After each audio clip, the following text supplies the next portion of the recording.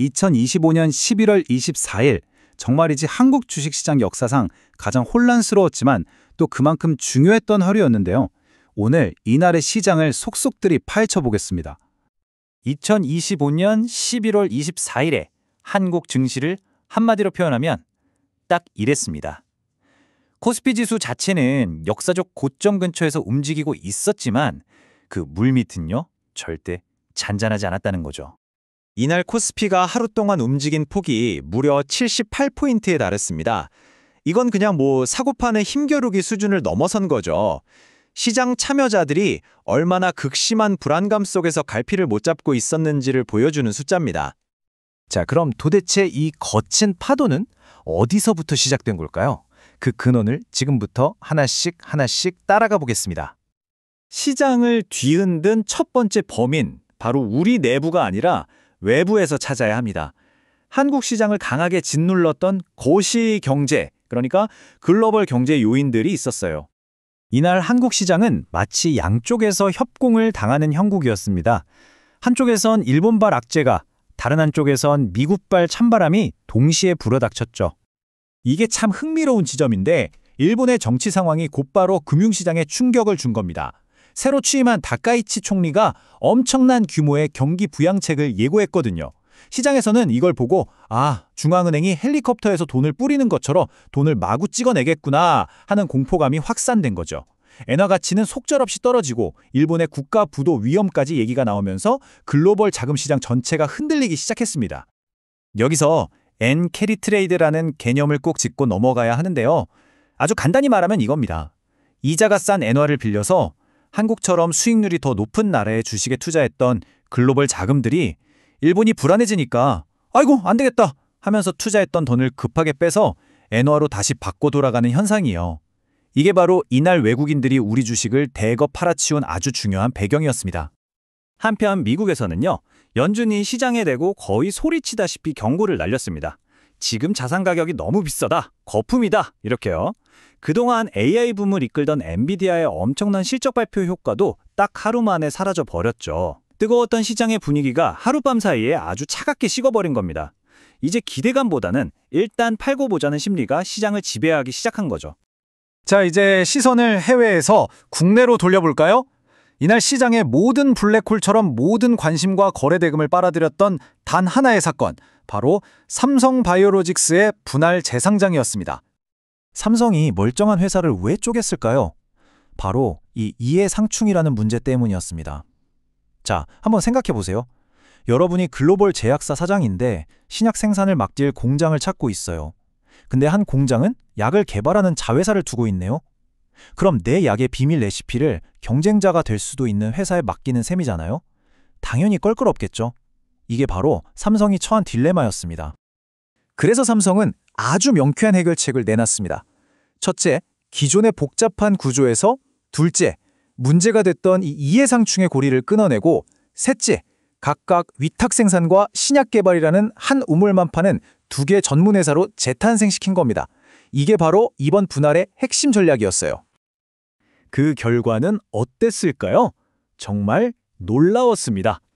분할된 두 회사의 가치를 더해보니 쪼개기 전보다 기업 가치가 무려 6조 8천억 원이나 늘어난 거예요.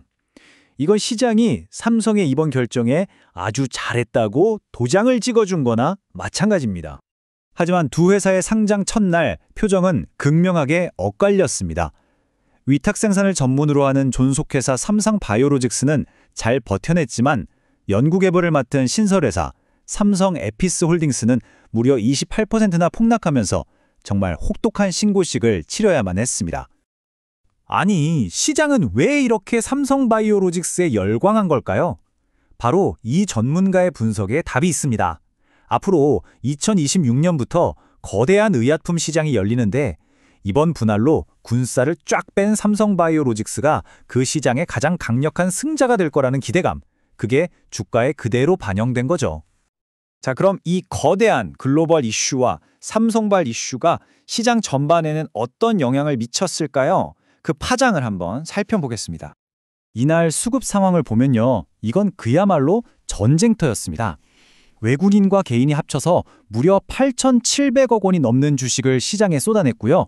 기관 투자자들이 이걸 외롭게 혼자서 다 받아내면서 지수를 방어하는 정말 치열한 전투가 벌어진 하루였습니다. 반도체 섹터 안에서도 아주 흥미로운 일이 벌어졌어요. 그동안 AI 붐의 주인공이었던 SK 하이닉스는 주춤한 반면에 상대적으로 좀 소외됐던 삼성전자가 오히려 2%나 오르면서 지수를 떠받치는 역할을 한 겁니다. 시장의 관심이 성장해서 가치로 아주 잠깐이나마 옮겨갔던 순간이라고 볼 수 있겠죠. 한때 시장의 대장이었던 2차 전지주들은요, 이날 정말 깊고 어두운 터널을 지나고 있었습니다. 미국 정책에 대한 불안감, 전기차 수요가 주춤한다는 소식, 이 두 가지 악재가 동시에 덮치면서 LG 에너지 솔루션부터 에코프로 그룹주까지 모두 힘없이 무너졌습니다. 여기서 우리가 꼭 기억해야 할 게 있습니다. 삼성바이오로직스가 이렇게 화려하게 재상장한 그 이면에는 사실 대부분의 다른 바이오 주식들은 아주 힘든 하루를 보냈다는 사실입니다.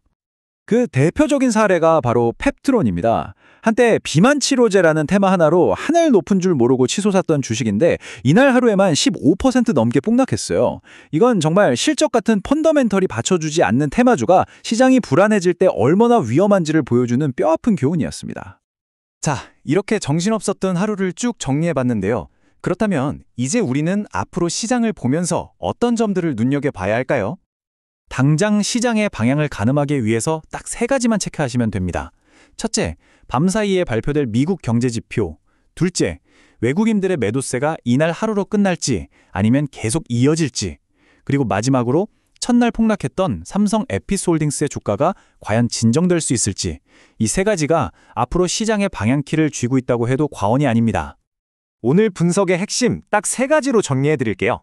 첫째, 지금 우리 시장은 밖에서는 안개가 몰려오고 안에서는 지각 변동이 일어나는 그야말로 혼돈의 상황에 놓여 있습니다. 둘째, 삼성의 사례를 통해 봤듯이 기업 분할은 분명 장기적으로는 기업 가치를 높이지만 단기적으로는 아픔이 따를 수 있다는 점. 마지막으로 이제는 예전처럼 이 섹터가 좋다더라 하면서 묻어가는 투자는 힘들고 옥석을 가려내는 진짜 실력이 필요한 시장이 됐다는 겁니다. 2025년 11월 24일, 이날의 시장은 우리에게 정말 많은 질문을 던졌습니다. 오늘 우리가 함께 살펴본 이 짙은 안개 속에서 과연 시장을 환하게 밝혀줄 다음 등대는 어디서 나타날까요? 이 질문을 여러분도 함께 고민해 보시면서 오늘 분석은 여기서 마치겠습니다.